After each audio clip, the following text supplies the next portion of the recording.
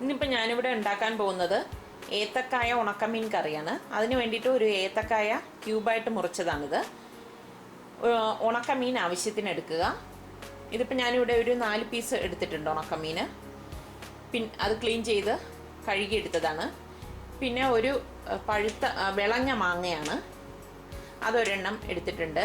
3 പച്ചമുളക്, ഒരു 12 ചെറിയ ഉള്ളി നീളത്തിലരിഞ്ഞത്, ഒരു നെല്ലിക്ക വലിപ്പത്തിൽ പുളി പിഴിഞ്ഞെടുത്തത്, ഒരു ചെറിയ പീസ് ഇഞ്ചി നീളത്തിലരിഞ്ഞത്, തേങ്ങ 1 കപ്പ്, മഞ്ഞൾപ്പൊടി 3/4 ടീസ്പൂൺ, മുളക് പൊടി 1 ടീസ്പൂൺ.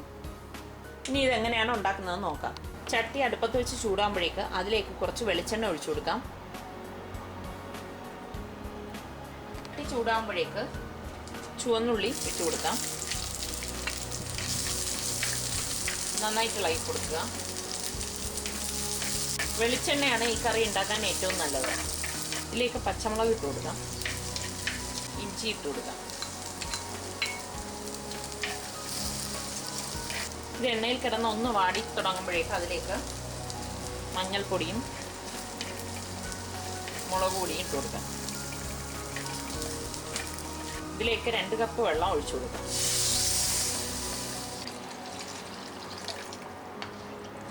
ഇതിലേക്ക് ആവശ്യത്തിനുള്ള ഉപ്പിട്ട് കൊടുക്കുക.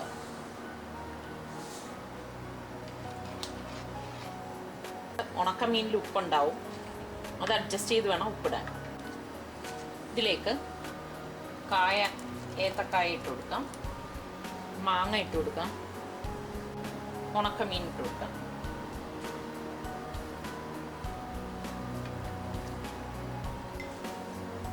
ഈ പാത്രം മൂടി വെച്ചത് വേവിക്കാം. ഇതൊന്ന് ഇളക്കി കൊടുക്കാം. വെന്തോന്ന് നോക്കാം. കായൊക്കെ വെന്തിട്ടുണ്ട്.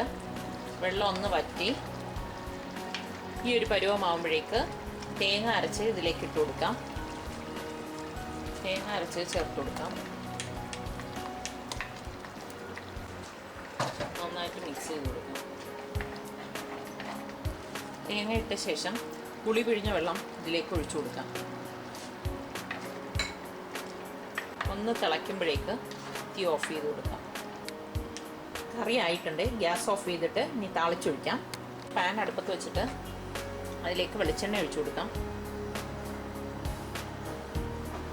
ചൂടാകുമ്പോൾ കടുകിട്ട് കൊടുക്കാം.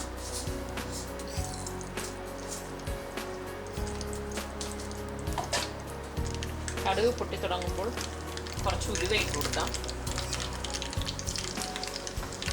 ഈ കുറച്ച് കൊടുക്കാം. ഒരു വറ്റൽമുളക് കാശ്മീരി ചില്ലി, വലുതാണെങ്കിൽ ഇതുപോലെ മുറിച്ചിട്ടാൽ മതി, ചെറുതാണെങ്കിൽ 2 or 3 ഇടാം.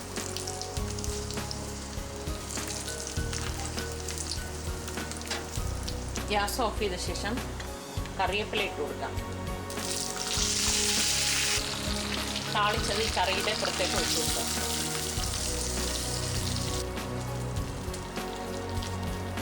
ഏത്തക്കായ ഉണക്കമീൻ കറി റെഡിയായി.